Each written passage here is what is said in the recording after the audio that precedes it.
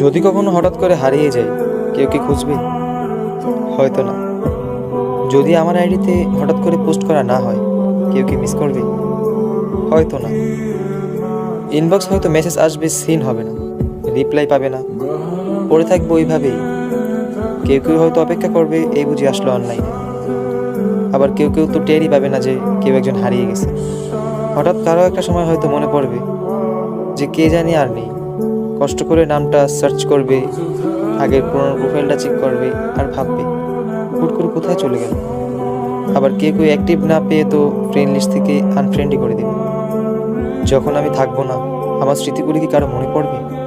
হয়তো না, আবার হয়তো হ্যাঁ। তবে হারাতে হবে, হারাতে হয়। কেউ আয়োজন করে হারায়, কেউ হুট করে হারায়। আমি না হয় হুট করেই হারিয়ে যাব।